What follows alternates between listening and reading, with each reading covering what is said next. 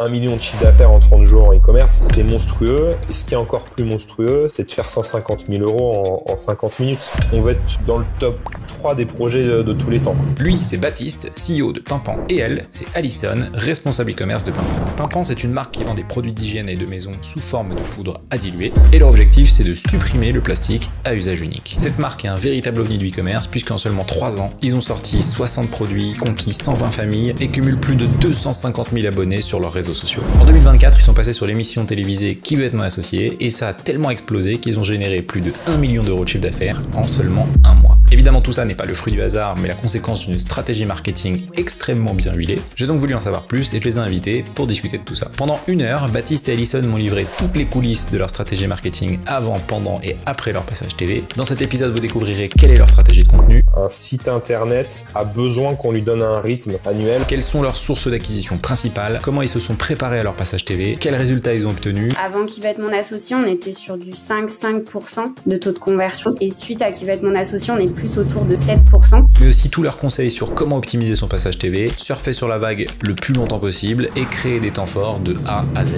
Tu vas vraiment les chercher au fur et à mesure avec différents momentum dans le momentum, quoi, pour vraiment aller chercher un max de personnes jusqu'à la fin. Pimpan est une marque que j'adore à titre personnel, donc j'ai pris beaucoup de plaisir à tourner cet épisode. Il est rempli de bons conseils, donc j'espère qu'il vous plaira aussi, et surtout que vous y apprendrez plein de choses. Je vous souhaite une très bonne écoute. Salut Baptiste, salut Alison, comment allez-vous ? Salut Étienne, ça va? Super, et toi? Salut! Merci beaucoup d'être avec moi aujourd'hui, je suis très content de vous avoir avec moi, de tourner cet épisode. Ça fait un petit moment qu'on échange. Baptiste, déjà je suis tes publications de LinkedIn depuis un petit bout de temps. Alison, on a déjà eu l'occasion d'échanger quelques fois aussi sur ta stratégie ads, que je trouve d'ailleurs très bien exécutée.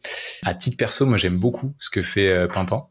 Donc autant le produit que la mission, tout ce que toutes les valeurs que vous véhiculez, la santé, futur du travail, planète, etc. La stratégie de communication. Et il y a quelques mois, si je dis pas de bêtises, j'ai plus la date exacte, mais vous êtes passé du coup dans la saison 4 de Qui veut être mon associé, avec un passage télé qui a été particulièrement médiatisé. Et du coup, on va en parler un petit peu dans le détail. Et ça m'a donné un peu l'idée de tourner cet épisode, mais ce qui m'a particulièrement donné envie de tourner l'épisode, c'est un post que tu as fait, Baptiste, où tu parlais justement des chiffres suite à votre passage. Et tu annoncé que vous aviez fait 1 million d'euros de chiffre d'affaires en 30 jours, ce qui est colossal en e-commerce. Voilà, donc l'idée, c'est de creuser un peu cette partie-là aujourd'hui. On va revenir sur il y a plein de sujets, j'ai plein de questions à vous poser. Et ce que je vous propose peut-être pour démarrer, c'est de vous laisser déjà vous présenter. Ça vous va. Vas-y Alison. Alors moi c'est Alison, je suis responsable e-commerce. En fait avant, il y a eu un petit passé avec Pimpan où en fait j'étais freelance en CRO. Donc j'étais spécialisée dans l'optimisation du taux de conversion et du coup je travaillais pour Pimpan. Et en fait j'ai vraiment accroché avec la marque, les valeurs. Il y avait un petit côté où je commençais à m'ennuyer en freelance. Je voulais vraiment voir toute la partie du funnel, donc vraiment élargir un peu mes compétences, mais toujours travailler pour une boîte à impact où j'ai du sens. Enfin, le matin, je sais pourquoi je me lève et j'ai envie de me lever. Et du coup, j'ai contacté Baptiste à ce moment-là pour lui dire que j'étais intéressée pour travailler en interne de Pimpan et plus en externe. Et du coup, ça fait maintenant à peu près 2 ans que je suis responsable e-commerce pour Pimpan. Trop bien. C'est un sujet qui marche beaucoup, nous, de transformer les freelances en CDI chez nous. On a une bonne partie. C'est ce qu'il m'a dit à ce moment-là. Je lui ai dit, je suis pas étonné parce que c'est vrai que avec l'approche du travail qu'on a, où nous les gens sont en 100% de télétravail, il y a beaucoup de liberté, il y a beaucoup d'autonomie. Et du coup, ça match hyper bien dans les deux sens, dans le sens où quand t'es freelance, bah t'es autonome et t'aimes bien la liberté. Et nous, c'est des choses qu'on propose. Et c'est vrai que une bonne partie de l'équipe arrive de freelance et je trouve que sur certains jobs, c'est là où tu trouves les meilleurs profils aujourd'hui, quoi. Plutôt signe de bonne marque employeur, du coup. Si Ouais. vous arrivez à faire ça sur les freelances en CDI, c'est cool. Ça plaira pas à certaines personnes sur LinkedIn, mais globalement, c'est ce qu'on fait chez nous. Ouais. Et ben moi, du coup, peut-être je peux me présenter. Baptiste, je suis cofondateur de Pimpan. Voilà, je suis papa de 2 enfants. Du coup, Pimpan, c'est un projet qu'on a lancé avec Carline, associée du projet et ma femme, du coup, dans la vie de tous les jours. Et voilà, notre objectif chez Pimpan est simple: supprimer le plastique à usage unique de nos maisons en proposant des produits du quotidien qui vont être sains, rechargeables. Et nous, notre spécialité, c'est la poudre à reconstituer. Voilà. Est-ce que vous pouvez me parler un petit peu de justement ce que vous faites chez Pimpan? Alors je pense qu'il y a probablement dans les gens qui vont nous écouter pas mal de personnes qui vous ont déjà vu, soit sur votre passage qui va être m'associer, soit qui ont entendu parler de vous, etc. Mais pour ceux qui ne connaissent pas un peu plus dans le détail, globalement ce que vous faites, un peu l'histoire, comment vous en êtes arrivé, où est-ce que vous en êtes aujourd'hui, etc. Alors du coup, moi je suis sur 3 parties différentes. Il y a la partie CRO, donc c'est la partie que je faisais déjà un peu avant, avec tout ce qui est autour de l'optimisation de la conversion, l'amélioration de l'UX, et aussi la partie dev. Du coup, on travaille avec Moon sur tout ce qui est dev Shopify. Donc il y a tout ce travail justement en lien avec Simon et toutes les équipes, notamment Julien qui est notre développeur. Ensuite, il y a la partie paid. Donc ça, c'est la plus grosse partie sur laquelle j'interviens, notamment sur Meta et TikTok, même si Meta, c'est à peu près 90% de mon temps. Donc sur la partie media buying et la partie stratégie créa. Et sur la partie Google Ads, on a une agence, donc je travaille directement avec eux. Et ensuite, il y a la partie emailing sur laquelle j'interviens avec Margot, qui est notre head of content, donc sur tout ce qui est optimisation du flow, construction du calendrier marketing, notamment sur les 3 mois, sur chaque trimestre, pour avoir différents momentum.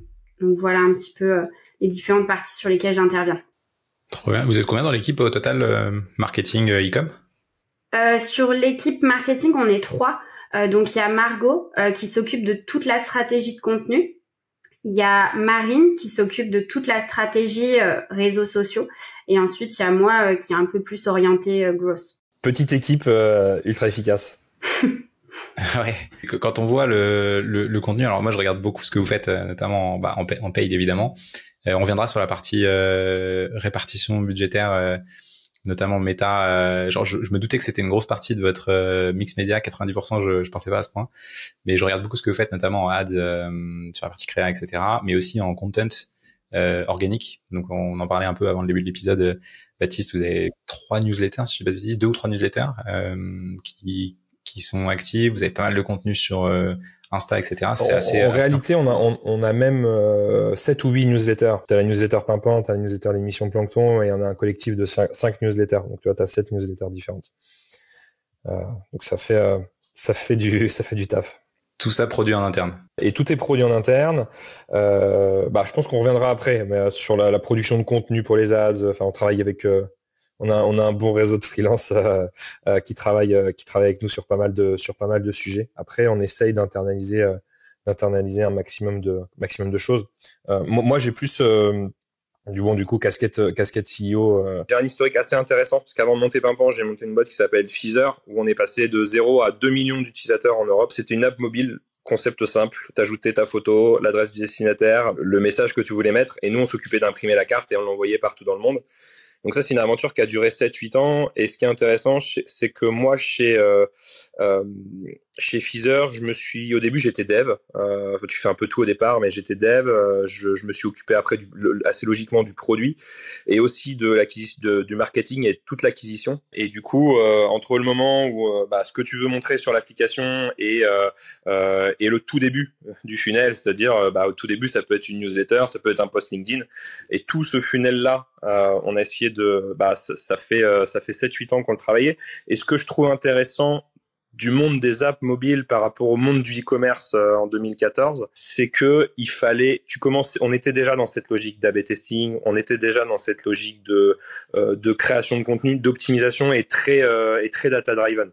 C'est vraiment cette approche-là qu'on a gardée et qu'on essaye d'appliquer à Pimpant depuis 3-4 ans. Et moi, je suis encore pas mal dans les sujets autour de tout ce qui concerne le growth. Je suis à peu près dans les parages.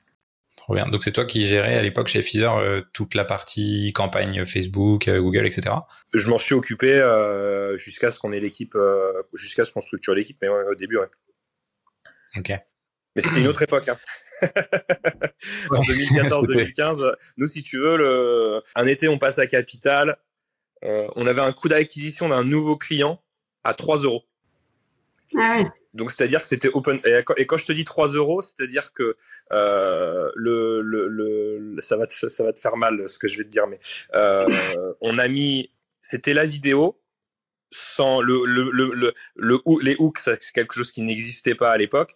C'est-à-dire qu'on a simplement collé on a enregistré les 3-4 minutes de notre passage. On a juste mis la vidéo comme ça et on a mis, c'était en centaines de milliers d'euros qu'on a balancé dessus, quoi. Donc juste sur une vidéo, zéro optimisation, il n'y avait pas de hook, il n'y avait pas de texte différent. Il n'y avait pas de titre, de description, tu mettais juste ta vidéo, tu balançais du budget et puis ça tournait. Et on était à 3 euros.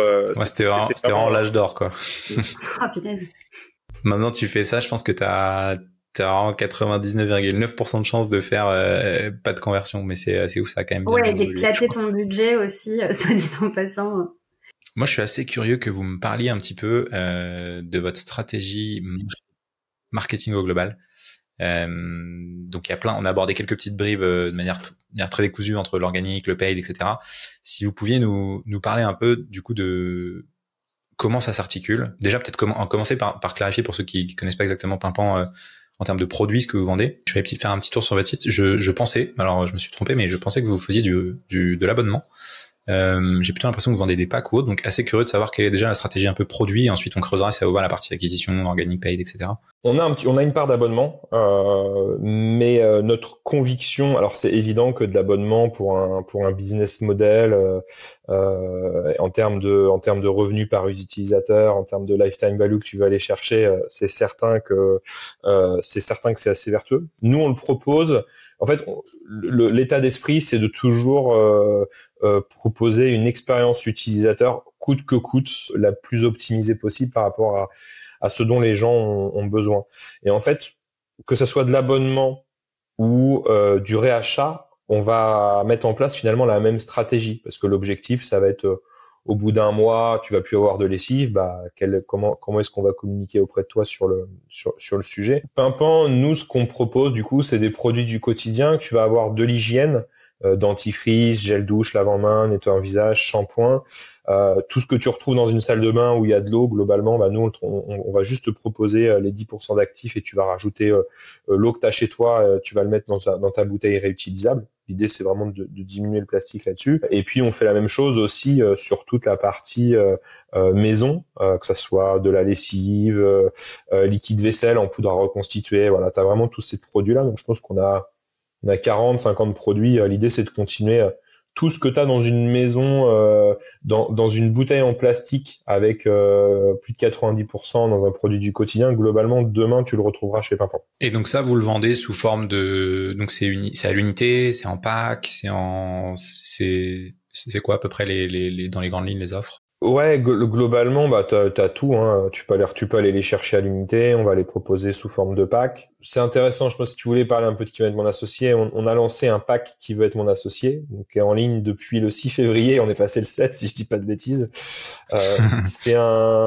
C'est un gros changement de stratégie qu'on a opéré pour le plus grand plaisir de Simon Moon la veille. On l'a vraiment fait quelques jours avant. En fait, ce qu'on voulait, c'est qu'on savait qu'il y avait beaucoup de gens qui allaient arriver. On voulait que les gens testent un maximum de produits qui fit sur un maximum de produits. Donc ce kit-là, ce pack qui va être mon associé, on l'optimise en permanence. On met tous les produits où on a le plus de repeat dedans, en fait, en permanence. Parce que ce qu'on se dit, c'est que t'as 7-8 produits dedans, potentiellement, t'en as 3-4 où les gens vont réacheter tout le temps et vont se dire, OK, on part là-dessus, quoi. T'aimes pas, le dentifrice, c'est notre produit numéro 1, mais t'aimes pas le dentifrice, peut-être que tu vas kiffer la lessive, peut-être que tu vas kiffer les tablettes vaisselle, peut-être que tu vas... Et du coup, on a une stratégie qui est pas mal centrée sur le pack maintenant, aujourd'hui. Après, on vend tout. Le principe de notre business model, c'est que, au début, ton pack est un peu lourd, tu vas avoir toutes les bouteilles dedans, donc c'est un peu lourd, un peu gros. Sur les commandes suivantes, tu vas juste acheter les recharges. Et du coup, le fait d'acheter uniquement les recharges, c'est plus léger, c'est du repeat, donc on marge beaucoup plus parce qu'il y a moins de marketing à ce moment-là. Et donc c'est vraiment ça la stratégie qu'on a autour du projet.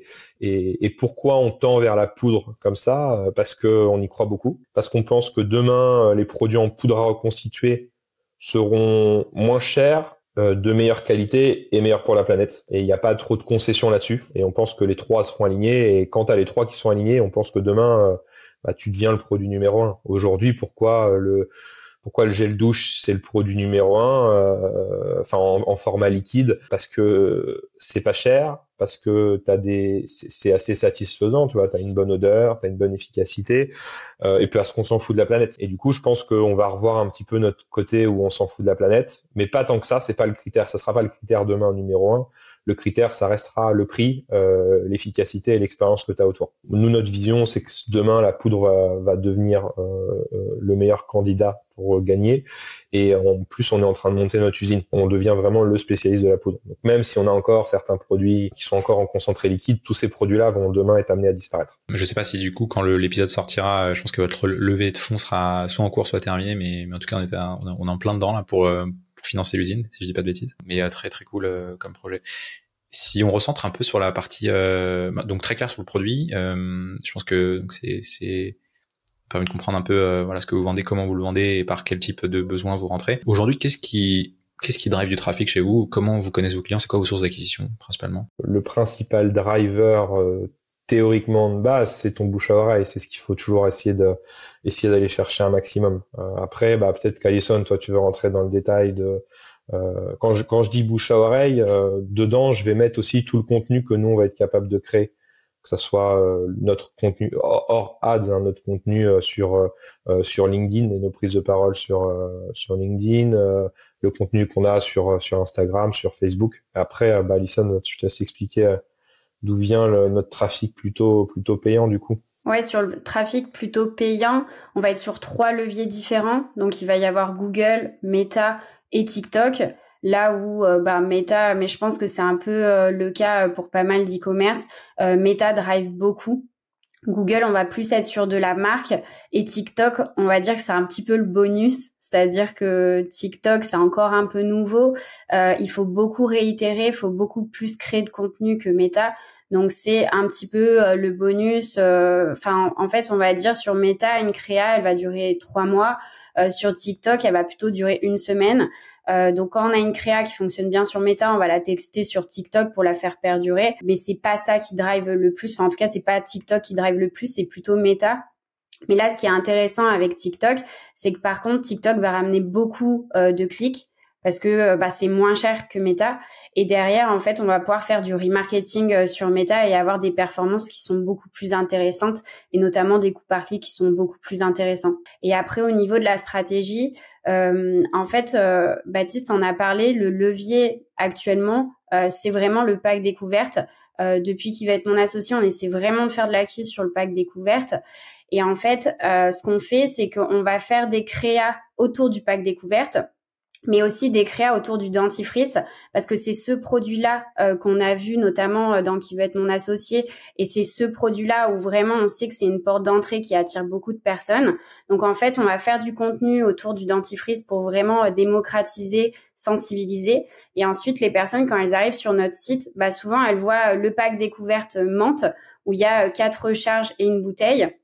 Et à côté, elle voit le pack découverte complet où là, il y a 9 produits différents, dont le dentifrice. Et souvent, en fait, je pense qu'il y a un biais psychologique par rapport à ça. Et souvent, la personne, du coup, elle va tester, elle va directement prendre le pack découverte parce qu'elle se dit que c'est plus intéressant sur le même concept de prendre 9 produits différents plutôt que de prendre 4 dentifrices, notamment si elle veut le tester. Et après, au niveau de la partie créa, on va avoir 3 parties différentes. Il va y avoir la partie testing, où on va créer beaucoup de contenu. Donc, des vidéos fondateurs, c'est ce qui drive le plus, c'est ce qui fonctionne le plus. De l'UGC et aussi les statiques. Ensuite, on va faire skiller celles qui fonctionnent. Donc, en principe, je pense que c'est un petit peu les mêmes chiffres pour tout le monde, mais tu vas avoir une créa sur 6 qui va fonctionner. Ensuite, on la fait skiller. Et après, on réitère sur ce qui fonctionne le plus pour faire recommencer la boucle sur du testing. Côté site, on a la chance d'avoir un site qui convertit plutôt bien. Avant Qui va être mon associé, on était sur du 5% à peu près de taux de conversion. Et suite à Qui va être mon associé, on est plus autour de 7%. Donc du coup, il y a une stratégie autour du shop, mais qui est vraiment très centrée sur qu'est-ce que veulent réellement nos clients. On fait pas de refonte. Enfin, on voit beaucoup aujourd'hui de sites qui font complètement des refontes. C'est pas du tout dans notre stratégie. On fait pas de refonte. En fait, on fait vraiment des A/B tests. On voit ce qui fonctionne, mais sur des petites choses au fur et à mesure pour vraiment chercher à l'optimiser de plus en plus, et tout le temps en demandant à nos clients qu'est-ce que eux ils attendent sur notre site, qu'est-ce qui coince, et beaucoup de relations avec le support pour comprendre là où c'est un petit peu problématique, en tout cas au niveau du site. Mais on a un site qui convertit plutôt bien, donc ça c'est plutôt cool. Et sur la partie emailing, donc on a deux parties, les flows et les campagnes.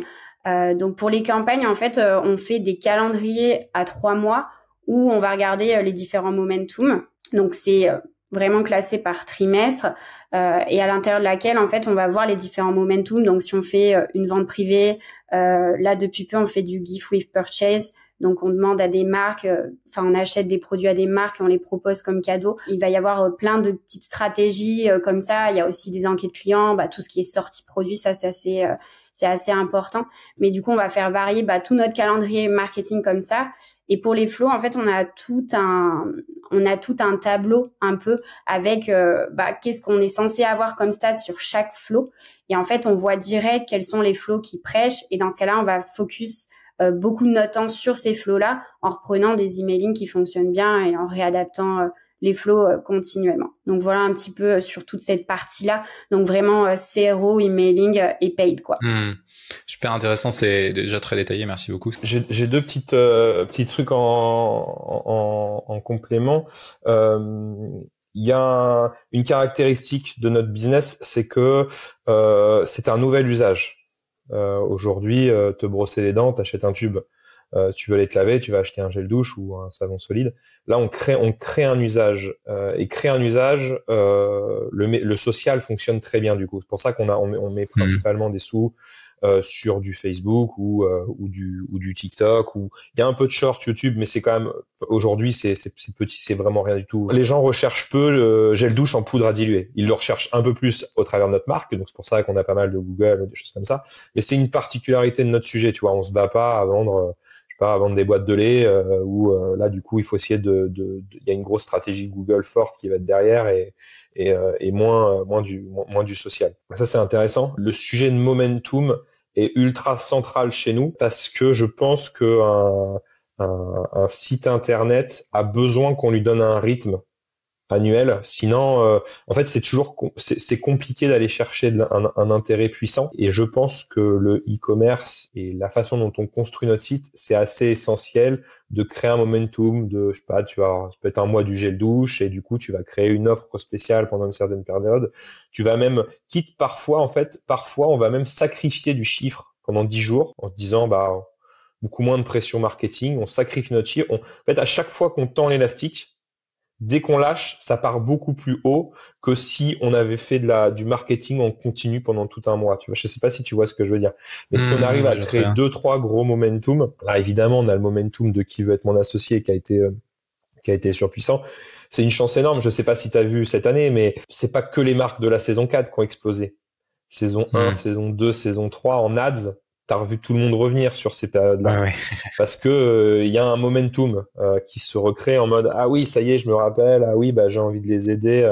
C'est une émission, il y a pas de comparatif de Qui veut être mon associé, parce que c'est une émission qui est puissante, parce que déjà on parle de ta marque pendant 20 minutes.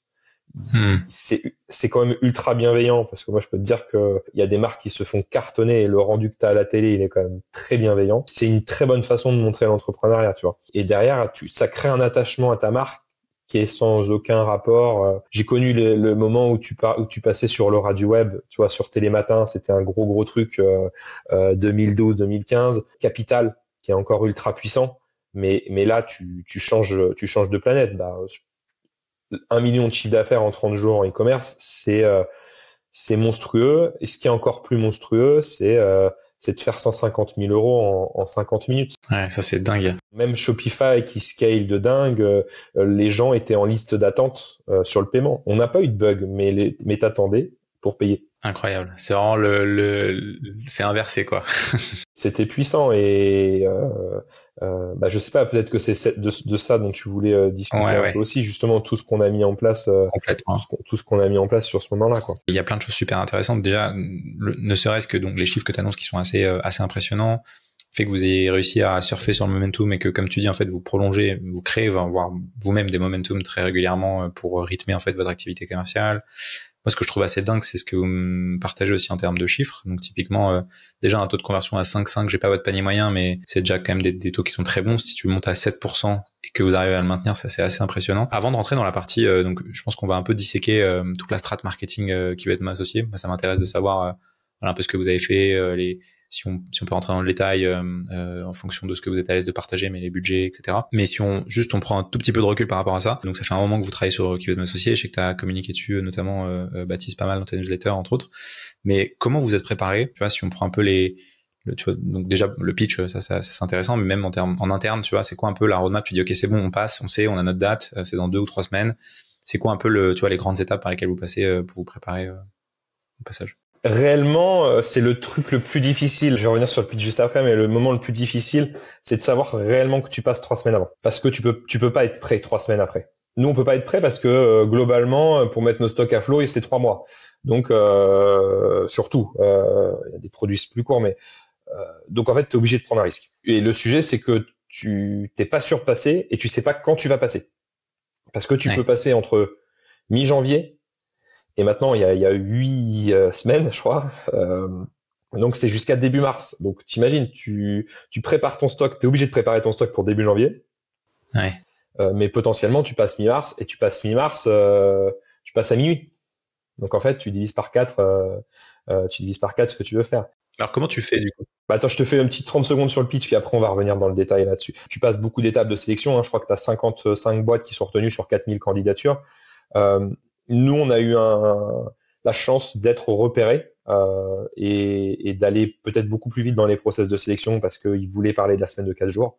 Donc, premier conseil, c'est qu'en fait, il faut y aller. Je sais pas combien de boîtes m'ont contacté là pour me donner des conseils. Le conseil, c'est faut être authentique le plus simple possible. Et en fait, il faut que ta personnalité elle passe authentique et je pense du coup faut qu'elle soit authentique et que ça leur plaise par rapport à l'histoire qu'eux ont envie de raconter. Tu vas pour lever des fonds, mais c'est une émission de télé qui est là pour développer l'entrepreneuriat, pour le mettre en avant et pour ça, il faut quand même raconter une histoire. Et pour le pitch, c'est assez flippant parce que c'est 3 minutes 30. Il n'y a pas un mot de travers. Ils nous l'ont fait en remarque, donc c'était du par cœur, mais tout le monde le fait par cœur, t'as pas le choix parce que c'est millimétré. T'arrives dans un rouleau compresseur le matin, à 6h du mat, t'es convoqué et nous on est ressorti à 12h30. T'es dans une machine où t'as 60 personnes qui sont autour de toi, t'as pas que les 5 personnes du jury, t'as je sais pas combien il y a de caméras. En fait, t'es dans une autre sphère réellement pendant 5-6 heures. À la télé, c'est 15-20 minutes, mais t'es pendant 1h30 devant les investisseurs et t'es pendant 3 heures avant-après pour faire tourner d'autres types de scènes, pour faire les jonctions, les choses comme ça. Quand on sort de ça, nous on lève pas sur le plateau. Donc on le sait qu'on lève pas parce que et là on est en octobre. Tu le savais ça? Bah oui, tu le sais parce que c'est en direct nous. On n'a pas eu de proposition. Ouais. Et le risque tu vois par exemple sur la saison 1, t'as Kabaya qui est passé, ils se sont fait recaler. Bon c'est manque de bol pour les investisseurs. Je pense qu'en 4 ans, c'est le plus beau projet qui est passé, mais ils n'ont pas été diffusés parce qu'ils n'ont pas eu d'offre. On sentait malgré tout qu'il s'était passé quelque chose sur la semaine de 4 jours. Ils avaient eu ce qu'ils voulaient. Il y avait eu un débat. Marc Simoncini nous a déboîté. Quand je suis rentré, quand on était dans la voiture avec Caroline, je lui ai dit le première phrase que j'ai dit, c'est on va. Je pense qu'on a fait un passage incroyable et c'est un moment, ça va être un momentum exceptionnel pour notre boîte, mais on va passer pour des blaireaux. Quand je dis on, c'est avec Caroline, quoi. Par rapport à la façon dont ils ont considéré le fait qu'on soit à la semaine de 4 jours, qu'on soit en 100% télétravail, la phrase de Marc Simoncini, c'est on part pas faire la guerre en tongs. C'est sa vision du sujet. Moi, je trouve ça génial que ça ait pu être montré à la télé. Et bon, bah, après, tu as vu toutes les retombées médias qu'on a eu, les buzz qu'on a fait sur LinkedIn, les buzz qu'on a fait partout. On sentait que ça a été un moment incroyable. À partir de ce moment-là, tu essayes de passer des coups de fil à la prod parce que tu veux savoir si tu vas réellement passer et tout. C'est compliqué. À un moment, on nous dit, je pense que c'est peut-être 2 mois et demi avant, on nous dit, bah, il y a 9 chances sur 10 que vous soyez diffusé. Donc, entrepreneur, 9 chances sur 10, tu dis, allez, on va passer et c'est parti, on charge les stocks et là, on est fin novembre, mi-novembre et on charge comme des malades. On n'était pas prêt mi-janvier, donc fallait pas qu'on passe avant parce qu'on n'avait pas reçu on n'avait pas les stocks qu'il fallait. Par contre, je pense que notre sujet numéro 1, c'est que oui, on a fait un chiffre impressionnant, mais on a fait le chiffre qu'on avait prévu. Là, on est en juin, peut-être que les boîtes ont envoyé à tous leurs clients, mais tu as des boîtes qui, tu vois, tu prends 10 jours l'année d'avant, pendant 3 mois et demi, elles n'ont pas envoyé à leurs clients. Il y a eu tellement de commandes qu'ils n'avaient pas préparé un truc. Nous, ça a été très douloureux pendant 6 semaines, tu vois, même moi, tous les matins à 5 heures, 7 jours sur 7, pendant 5 semaines, j'étais à la logistique, mais on a tout envoyé en 6 semaines. En 6 semaines, on était revenu à flot. Plus un x3 entre le moment où ça redescend et l'avant. Donc on a assez bien géré. C'est vraiment moi ce que je retiens de ce passage-là. Bon, on a fait des volumes qui sont intéressants, mais tout était millimétré, quoi. Après, des fois ça se passe bien, des fois t'as une couille dans le pâté, tu sais pas trop ce qui va se passer. Nous, la chance qu'on a eue, c'est que tu passes 20 minutes à la télé, pendant 10 minutes, ils ont très bien parlé de notre produit avec un super retour. Et puis après, les 5 dernières minutes, on se fait défoncer et le public trouve ça injuste. La seule chose que les gens avaient envie de faire, c'était de nous soutenir à la télé. Donc c'est ça. Bah peut-être qu'Alison, tu veux expliquer un peu comment on a préparé. Ouais, vas-y, Étienne. Ouais, sur la partie stock, c'est intéressant de savoir comment tu fais pour estimer au plus juste. Alors j'imagine que t'as pas de science exacte et comme tu dis, bah ça dépend de beaucoup de choses. Ça dépend déjà forcément si t'es diffusé ou pas, ça dépend j'imagine de ton heure de passage, ça dépend de quels extraits sont mis en avant, etc. Si t'avais un conseil par exemple, tu vas donner à une marque qui prépare un passage, qui pense globalement, qui est quasiment certaine de passer, c'est quoi? Tu fais des commandes, tu t'estimes globalement, tu vois, heure par heure, c'est quoi un peu ton cheminement de pensée là-dessus, de dire voilà combien de stock on va.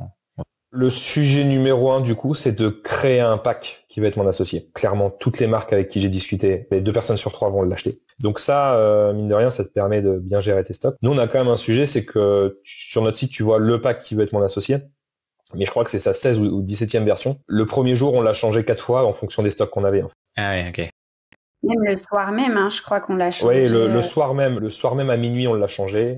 Le lendemain matin, ça arrivait que dans la même journée, la logistique, ils envoient 4 packs différents, donc ils construisent 4 packs différents. Et ça affecte pas le taux de conversion, ça, de changer Le premier jour, du coup, on dépasse les 200 000 à 23h59, donc c'était assez intéressant parce que on avait mis 2 télés, une télé qui passait l'émission et pour le coup on avait prévu une bonne soirée. Je pense qu'on a commencé à regarder uniquement notre passage et à la fin de notre passage on regardait qu'une seule télé. C'était la deuxième télé, c'était le Shopify qui grimpait. C'est assez flippant parce que quand tu passes, t'as un décalage de 15 minutes entre ton passage et le premier achat. Ah oui. Tu vois les ajouts au panier qui commencent à gonfler, tu vois les paiements qui commencent à gonfler, et là ça part en sucette, quoi. Et c'est quoi un peu les stats que vous avez fait? C'était à 2-3 chiffres un peu waouh que vous avez eu sur le passage? Bah moi le plus waouh c'est presque de faire, on fait 130 000 le lendemain. Donc en 1 heure on fait 200 000 euros en gros le premier jour, et le lendemain on a fait 130 000 euros. Donc le 130 000 euros du lendemain, c'est là où en fait on a été très très bon sur la façon dont on a géré notre site. Parce qu'on a 30 000 personnes qui se sont inscrites sur le bienvenu, parce qu'on a retargeté comme des malades. Et c'est presque ce chiffre-là qui serait presque plus impressionnant que le 200 000 qu'on a vécu. Si tu veux le mindset général de la préparation qu'on a eu, moi, ce qu'on s'est dit avec les équipes, c'est on veut pas passer à qui veut être mon associé, on veut être dans le top 3 des projets de tous les temps, quoi, tu vois. Parce que je trouve que c'est là que tu marques les choses, tu vois, tu reparles toujours que d'un ou 2 projets. Là, je suis sûr, je sais pas si tu as regardé un peu qui va être ton associé cette année, les 3/4 des projets, tu les as déjà oubliés, t'en as que 2-3 qui te reviennent un peu en tête, et du coup, c'est important d'essayer de rester dans ces sujets-là, parce qu'aussi le sujet, c'est que tu joues presque l'année d'après. parce que tu joues un repassage dedans et tu joues un sujet très média et très visibilité où t'es dès qu'on parle de qui va être mon associé, t'es le projet qui est appelé ou t'es le projet dont les gens vont parler, quoi. Donc il y avait c'était ça vraiment le général. Je sais pas, Alison, si on a les stats de notre taux de transfo le 7 février. Je sais pas si t'as 2-3 d'années. Vas-y, je vais aller te les chercher, on va te donner ça. Là, je suis en train de regarder. On était à 5,89 de taux de conv. Ouais, tu vois, 5,89. Ouais. Ouais. Sachant que t'as beaucoup de personnes qui viennent aussi par curiosité, sans forcément vouloir acheter, quoi. Ce qui est énorme. Et le lendemain, 6,79 le lendemain.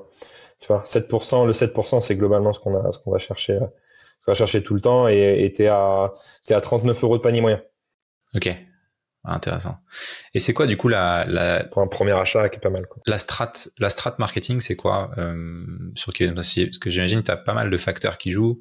Quand est-ce que vous découvrez déjà, tu vois, comment tu arrives à orchestrer tout tout en découvrant que 2 semaines ou 3 semaines avant, même pas en fait les extraits. Typiquement, tu vois, je sais que vous, il y a un extrait qui vous a pas mal porté, notamment ce fameux passage où il parle des tongs. Donc ça, je sais que vous l'avez réutilisé, etc. Et c'est super intéressant. Mais comment vous réagissez, c'est quoi la strat globalement si tu découpes le avant, pendant et le après qui va être m'associer. Salut, j'espère que tu passes un bon moment et que l'épisode te plaît. Si tu ne le sais pas encore, la mission de Rhodes, c'est de mettre le e-commerce français sur le devant de la scène. Pour ça, on aide un maximum de gens à se former aux meilleures méthodes du marketing, et la manière la plus simple qu'on a trouvé de le faire, c'est de diffuser notre contenu au plus grand nombre. La bonne nouvelle, c'est que tu peux nous aider en faisant découvrir ce podcast auprès d'autres personnes. Donc si le contenu te plaît, je t'invite à prendre 30 secondes pour laisser un avis sur Spotify ou Apple Podcast, ou encore à partager cet épisode à un ami par message, en story ou sur LinkedIn. Si tu peux faire ça maintenant, je t'en serai encore plus reconnaissant.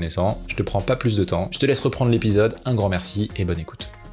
En fait, le sujet, c'est que on savait qu'on levait pas. Et du coup, le fait de savoir que t'as 4 ou 5 noms qui tombent, tu veux pas. Nous, je te dis, notre peur, c'était de passer à la trappe des projets, tu vois. Le sujet, c'est que tu passes le mardi soir ou le mercredi soir, je sais plus. C'était mercredi, ouais.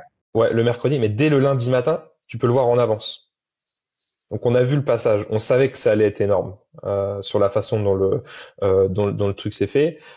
Nous, comme on a flippé, on a dit à personne ça, mais comme on a flippé de pas performer, on a organisé une vente privée. En fait, on voulait pas aller chercher que du nouveau client, on voulait que tous nos clients rachètent ce soir-là, tu vois. Donc on a créé une grosse vente privée et en fait on offrait des recharges en fonction. En gros, quand t'achetais des recharges chez nous, t'avais des recharges offertes. Et 5-6 jours avant, on se dit, il faut qu'on sorte un pack. Parce que, je me rappelle plus pourquoi j'avais dit qu'il fallait qu'on sorte un pack qui va être mon associé, mais je pense que je sais plus si je l'avais vu sur un site qui avait bien fonctionné comme ça ou en échangeant avec les autres. Et Simon nous l'avait pas mal dit aussi, l'agence. Ouais, je crois que c'était Simon de Moon qui nous avait dit, sortez un pack parce que vous allez voir, ça va être bien choisi. Et nous, à chaque Noël, on sortait 2 packs et ça marchait pas. Et là, on s'est dit, OK, il faut absolument quand même qu'on le fasse et on va le mettre en avant et on va faire un pack d'offres. Ce qu'il faut savoir, c'est qu'aujourd'hui, 2 nouveaux clients sur 3, ils achètent notre pack. On est 4 mois après notre passage, quoi, si tu veux. Donc on a eu un switch de dingue. C'était risqué parce qu'en fait, les gens, ils venaient chez nous, ils achetaient de dentifrice, voire parfois un autre produit et plus un peu d'upsell. Et on a complètement changé notre stratégie. Avant qu'il va être mon associé, notre panier moyen, on était ultra agressif sur du kit qu'on vendait à 7-8 euros. Parce qu'on voulait que les gens essaient et on était content, on avait 50% entre 42 et 50% de repeat à 6 mois et du coup on arrivait à créer un modèle autour de ça. Et en fait en février on a complètement changé notre modèle et maintenant notre panier moyen de premier achat il est à 35-40 euros. Donc ça nous a monté un peu nos coûts d'acquisition. Avant on faisait des mois entre 15 et 20 balles et là on est sous les 30 euros. Mais on a un premier achat qui d'un coup est déjà beaucoup plus rentable et puis surtout on fait tester beaucoup plus de produits donc le réassort est encore meilleur, quoi. Ok. Donc en fait un peu la clé de voûte de toute la strat qui va être associée, c'était le pack finalement. C'est ça. Ok, intéressant. Et on a tout retravaillé, quoi. Les séquences email, le nombre. En fait, comme on a eu le film le lundi, on a créé des ads dès le mercredi soir, nos ads tournaient. Je crois on doit mettre 100 000 euros sur Facebook en février, Alison. J'ai regardé, on était à 63 000 euros. 63 000. En février, ouais. Avec un ROAS qui était à 8,7 et un CPA à 6 euros. Putain, incroyable. Ça fait rêver. Ouais, c'est très très rare. Après, j'imagine Meta a aussi le chic pour s'attribuer des conversions qui ne sont pas les siennes. Non, mais Meta, il se fait kiffer, hein. Il se fait clairement. kiffer. Mais là, le CPA, c'est le blended CAC que tu donnes à Alison. Ouais. Ouais, donc c'est quand même, c'est encore plus intéressant, quoi. Putain. Et du coup, donc c'est quoi un peu Nous, on travaille que au blending CAC de toute façon. On regarde très peu les coûts d'acquisition sur Facebook, justement pour ce que tu viens de citer. Donc, indicateurs principaux, c'est quoi? C'est blended CAC. Vous regardez d'autres trucs. Le MER, vous regardez, t'as 2 indicateurs qui vont être, Alors, le sujet qu'on regarde, alors effectivement, nous, on a un budget, on a des objectifs de new business et de repeat business qu'on découpe en version hebdomadaire et globalement presque en chaque jour. Combien de chiffres on doit faire sur du new, combien de chiffres on doit faire sur du repeat. On s'intéresse beaucoup au LTV à 30 jours et à 3 mois pour regarder si on est en surperformance ou en sous-performance par rapport aux typologies. Parce qu'en fait, tu vois, par exemple, il nous est arrivé sur certaines périodes les boules de séchage. On avait un coût d'acquisition on vendait des boules de séchage. Tu fous ça dans ton dans ton sèche-linge et en fait, ça réduit de 30% le temps c'est très bien. Et sur certaines périodes d'hiver, t'en vends beaucoup. Et on faisait de l'acquisition sur ça avec un coût d'acquisition qui était 50-60% moins élevé que sur notre dentifrice. Et en fait, tu avais 0 repeat. Donc, tu faisais venir une typologie de gens. Et du coup, ce qu'on regarde beaucoup, c'est oui, le coût d'acquisition. En fait, on travaille à la masse, c'est-à-dire chaque semaine, on vise ça au global. Et on a ça de budget et on essaye de driver globalement comme ça dans la masse. Après, on rentre beaucoup dans le détail des CPA et ou au quotidien, voire plusieurs fois par jour, on va regarder aussi les clics, les hooks, voilà, en termes de performance sur du pur métier de performance, quoi, et de ce qui fonctionne bien. De ce qui fonctionne bien sur les ads. Mais notre gros sujet, c'est quel est notre blended CAC? Est-ce qu'on a vendu des bons produits en acquisition? Parce qu'on sait que, tu vois, si on vend du dentifrice, si on vend du kit vaisselle, si on vend en fait, tu regardes les produits tu regardes des produits qui en permanence, globalement, sur le pack qui va être mon associé, c'est les produits où on a le plus de repeat. Donc, du coup, on essaye de vendre un maximum ces produits-là. Ok. Super intéressant. Et vous avez du coup un CAC par produit, par typologie de produit, ou tu regardes encore une fois au niveau un peu macro, en sachant que ton pack, comme tu dis, tu as du repeat, donc en fait l'un dans l'autre, ça reste intéressant. Ce qu'on a fait à certains moments, se dire sur du kit qui était du panier plus bas, on a eu cette période à un moment où pour les kits, on se donnait 15 €, et puis pour des plus gros paniers, on se donnait 25-30. Et ça, c'est des choses qu'on a un peu arrêtées. Là, on drive globalement tout au pack. Ouais, là, on se dit même, c'est un nombre de packs vendus par jour. Pour se fixer des petits objectifs. Ok. Et si on revient un tout petit peu sur la strat qui va être mon associé, je suis curieux de savoir un peu si on prend, tu vois, les différents canaux que vous avez activés. Donc, tu as parlé d'emailing, vous avez parlé de ads, donc il y avait du méta. Je suis curieux de savoir s'il y avait d'autres choses en paid, en organique aussi. Vous avez fait pas mal de com LinkedIn. Je vais donner un peu vous deviez donner les 3-4 grands axes, tu vois, sur les 3 semaines, 2-3 semaines avant et 2-3 semaines après, ce serait quoi, ce sur quoi vous avez mis le focus un peu? Tu les as, hein, c'est LinkedIn, emailing et Facebook. Enfin, Meta, Facebook, Insta, quoi. Et là, du coup, globalement, c'est les trois gros sujets. Mais LinkedIn, pour nous, ça a été monstrueux, hein. Oui, ça a été monstrueux, mais moi, ça fait quasiment 2 ans. Je vais pas dire que je poste tous les jours, mais que je poste ultra régulièrement. Que Caroline, ça marche. Elle a des choses hyper intéressantes à raconter, donc ça fonctionne bien aussi. Et vraiment, nous, LinkedIn, pourquoi on continue? Parce que c'est, en fonction des mois, entre 5 et 15% de notre CA. C'est monstrueux.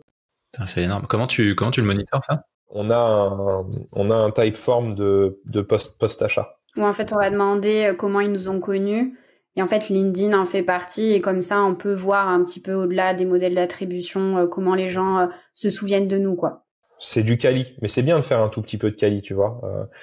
C'est des gens qui sont bien prêts à répondre. On leur fait un petit iForm qui dure quelques secondes, et puis t'as juste aussi, tu vois. En fait, ce qui se passe avec LinkedIn, c'est que oui, ça te rapporte du client et du vrai CA, mais ça te rapporte des gros deals B2B. Nous, ça nous a rapporté qui veut être mon associé. En fait, même concrètement, février, tu peux presque l'attribuer à LinkedIn à 80%, quoi. Donc voilà, ça donne des opportunités. Bon, aujourd'hui, moi, je comprends pas que des marques B2C prennent pas la parole sur LinkedIn, tellement c'est un canal. Alors, c'est sûr que c'est un canal qui est exigeant. Parce que t'as des haters, tu te fais envoyer chier, puis c'est ingrat. Tu vois, même avec Carline, on regarde même plus les likes sur le sujet maintenant. On essaye juste de kiffer ce qu'on écrit. Et tu t'enlèves beaucoup de charge mentale, quoi. Ouais, bah, tu prêches un convaincu. Moi, LinkedIn, c'est 50% de notre acquisition chez Rose, donc mais tu vois, en B2C. Mais oui, mais toi, la visibilité que tu as sur de l'ultra, tu vois, toi, même te dire, toi, tu t'en fous de faire 1 million de vues. Toi, ce qu'il faut, je suis sûr que les posts qui te ramènent le plus, c'est des posts qui font 5-10 000 vues, ultra ciblés, ultra bien calés sur des use cases ou c'est évident. Parce que même moi, je t'ai déjà contacté, ou je t'ai envoyé un message sur des posts que j'ai vu passer, quoi. Ouais, bah moi je dis toujours qu'il y a mais c'est marrant parce que c'est pas du tout le même jeu en B2C ou en B2B. Moi, c'est un peu l'inverse, c'est ce que je dis régulièrement, mais plus il y a de likes, moins il y a de leads généralement. Et j'ai l'impression que, alors tu m'arrêtes si je me trompe, mais vous communiquez en fait finalement pas tant que ça sur le produit. Vous communiquez beaucoup sur tout ce qu'il y a autour en fait, tu vois, sur l'histoire, sur les valeurs, sur toutes les actualités, etc. Et du coup l'un dans l'autre, t'as des personnes qui vous découvrent, qui s'intéressent à ce que vous faites, qui disent ah putain c'est cool, j'adhère et j'achète. C'est un peu ça, non? On a un pool de x10, tu vois, on a 100 000 clients, on a un pool x10 de gens qui nous connaissent, qui kiffent le futur du travail, mais qui sont pas encore passés à l'acte d'achat et il manque un petit truc pour les transformer. Mais oui, là, on va plus aller chercher de la notoriété, en fait, sur LinkedIn. On va pas chercher des clients. Mais tu vois, là, par exemple, on est en phase de pré-levée de fonds. Même sujet qui va être mon associé, en fait, dans la stratégie. Tout est global. Il y a même des ads, tu vois, et on utilise tout. L'idée, c'est de laisser aucune fuite quelque part. Et là, on est dans une stratégie assez B2B, c'est-à-dire qu'on va mettre un post qui va faire 2000 likes, mais il va y avoir 3 préinscrits. Tu vois, la Carline, elle a fait un post ce matin, il y a 50 likes, mais il y a eu 200 inscrits. Donc en fait, ce qu'on voit souvent, on regarde le like, mais il y a le nombre de gens qui voient tes posts tout le temps, c'est énorme. Et les gens, ils interagissent pas, ça, ils s'en foutent, quoi. Eux, ils veulent, il y a un lien. Bah, par contre, ça m'intéresse, mais moi, je suis sûr des gens qui disent, bon, je réagis jamais à tes posts, mais par contre, je trouve ça vraiment trop cool de ce que vous faites. Les lurkers. N'hésite pas à mettre un petit like. On les appelle. Mais du coup, c'est intéressant ce que tu faisais la transition un peu là, donc sur la levée de fonds. Et j'aimerais bien revenir moi sur la partie momentum. On en a parlé tout à l'heure. Mais donc là, ce que vous avez fait avec Qui veut être mon associé, donc c'est assez impressionnant. Tu disais 1 million en 30 jours, 150 000, 200 000 sur la journée et 150 000 je crois sur les 50 premières minutes si j'ai bien retenu les chiffres. Et 130 000 le lendemain. Et 130 000 le lendemain, ça c'est encore plus ouf. Ça veut dire qu'en fait ça, vous avez réussi à maintenir le truc. Mais du coup ce que tu disais, et j'ai l'impression que ça fait partie inhérente de votre stratégie. Et moi c'est une question que je me pose beaucoup. Comme tu le sais, on travaille avec beaucoup de marques e-commerce. C'est tu vois, est-ce que le fil rouge dans l'e-commerce c'est viable ou est-ce que finalement il faut, comme tu le dis, animer régulièrement en créant des momentum à partir tu vois, en trouvant des prétextes, etc. Vous, j'ai l'impression que votre stratégie, c'est plutôt de faire ça, en fait, de créer des momentum. Je suis curieux de savoir un peu comment vous faites, tu vois, c'est quoi le process. Vous dites, tiens, sur ça, on pourrait créer un momentum, si vous avez un calendrier, etc. Il y a les deux. Via des momentum, on essaye de passer des marches. T'as 3-4 jours dans la semaine où tu sais que c'est ton bas un peu, et puis t'as 2-3 jours où tu vas aller chercher beaucoup plus de chiffre d'affaires. Nous, on rythme pas mal par des sorties produits. Ça, c'est des gros momentum. Là, tu vois, on vient de lancer, c'était les dosettes WC. Je pense qu'on en a vendu entre 10 et 15 000 on a fait un pré-lancement, on a fait un lancement. Là, on n'a pas fait de pré-inscrit, Alison. Non, ça, on n'a pas fait de pré-inscrit, mais on a fait le pré-lancement, le lancement. Ensuite, t'as le côté un peu social proof, engouement. En fait, tu vas vraiment les chercher au fur et à mesure avec différents momentum dans le momentum, quoi, pour vraiment aller chercher un max de personnes jusqu'à la fin. Et à chaque fois, vous produisez du contenu. Oui, du contenu qui est diffusé partout. Sauf là, tu vois, ce lancement produit. LinkedIn, parfois, on fait assez peu de lancement produit parce que, comme tu disais, on parle assez peu de On parle assez peu de nos produits, même si on commence à y aller via l'usine. Et ce concept de poudre à reconstituer, qui veut être mon associé, c'était presque notre 5-6e coup d'essai. De ce côté, je vais chercher des préinscrits, je travaille à tous les niveaux, t'as la roue de la fortune, il y a finalement peut-être peu de choses, mais qui sont ultra optimisées et avec plusieurs mois d'itération dessus. À part le coup du qui veut être mon associé, du pack qui veut être mon associé, tout le reste était ultra cadré en fait dans tout ce qu'on a fait. Donc vous croyez pas trop au mythe un peu du e-commerce où t'as un produit hero qui tire toute la croissance et que tu peux sur lequel tu peux dépenser en fil rouge toute l'année et ça va vendre. Pour vous, faut vraiment rythmer, il faut aller en gros c'est un combat de tous les jours quoi. Je pense que c'est un équilibre fort entre les deux, où en gros, t'as des produits héros, mais en fait ça c'est presque ton repeat quoi. Et puis après, t'essayes de passer une marche avec un énorme momentum que t'as créé et tu continues. Mais tu vois, tu prends nos ads, c'est un fil rouge en continu d'itération toute l'année quand même. Je sais pas, Alison, les momentum en ads, c'est quand même plus compliqué à aller les chercher quoi. Oui, on le fait beaucoup sur c'est plus compliqué. Parce qu'en plus en ads, par exemple, tu lances, je sais pas, tu lances une vente privée, mais vraiment juste sur une journée. En ads, t'as pas le temps que ça prenne en fait.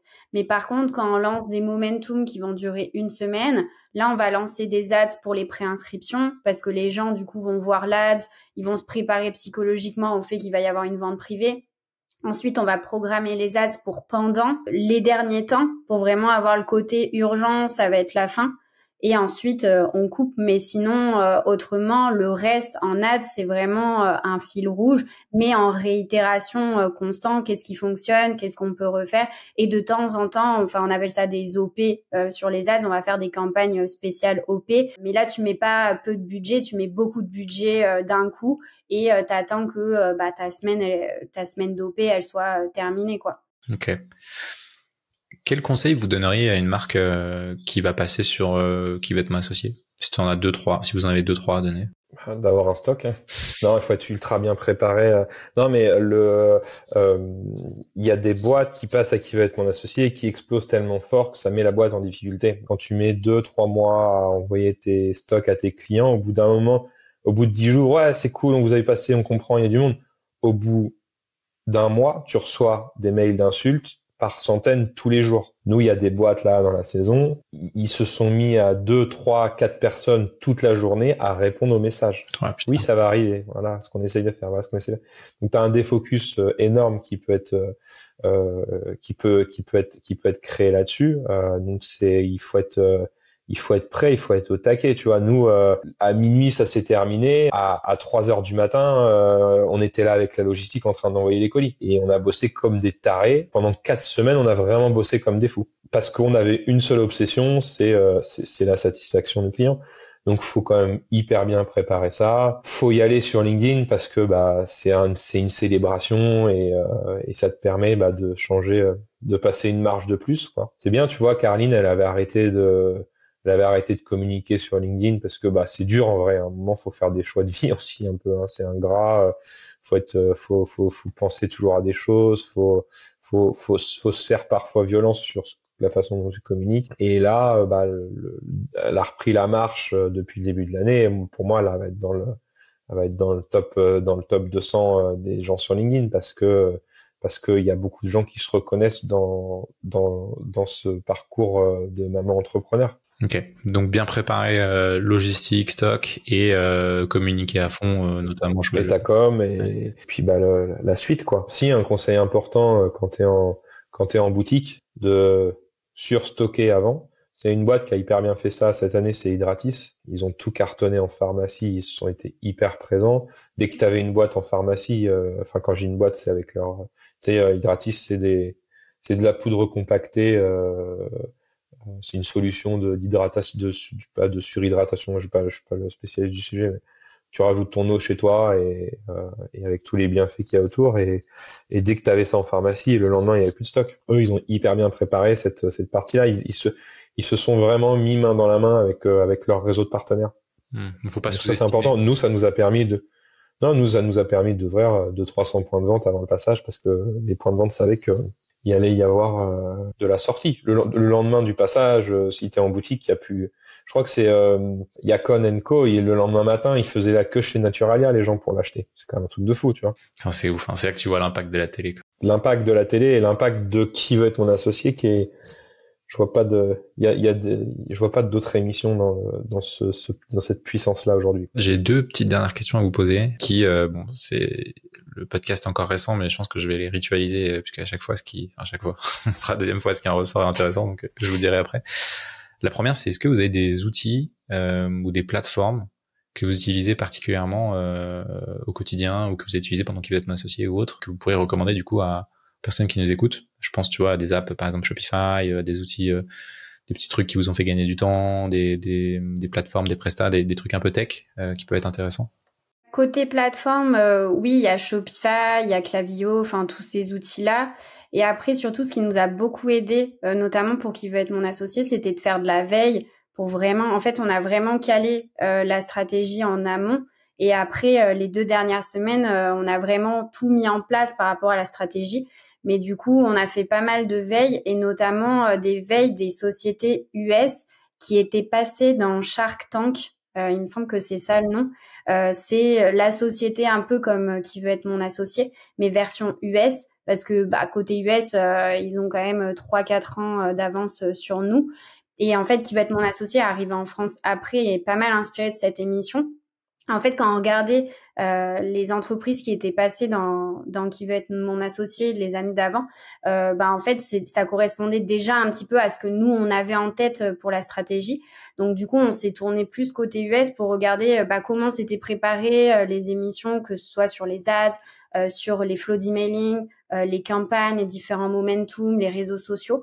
Et du coup, on a pas mal utilisé l'outil Panoramata et 4Play. Donc Panoramata vraiment pour voir un petit peu ce qu'ils avaient mis en place sur le site, sur les flows, les campagnes, enfin toutes ces parties-là. Et ensuite 4Play plus sur la partie ads parce que c'est pas mal complet pour vraiment créer nos ads, voir les hooks qui fonctionnaient et qui fonctionnaient pas par rapport à un passage. Donc on s'est pas mal inspiré de ces sociétés-là en utilisant ces 2 outils-là qu'on utilise toujours aujourd'hui pour faire de la veille. Et t'es passé vite sur Shopify, mais toutes les boîtes qui n'ont pas Shopify, elles crashent globalement pour la jouer simple. Et Klaviyo, c'est the outil à avoir aussi. SMS Bump peut-être aussi, Alison, qui nous sert aussi à aller rechercher des gens. Même si là, on est en train de passer sur du WhatsApp, on est en test, on peut les citer, parce qu'ils sont sympas, Wax. Ok, intéressant.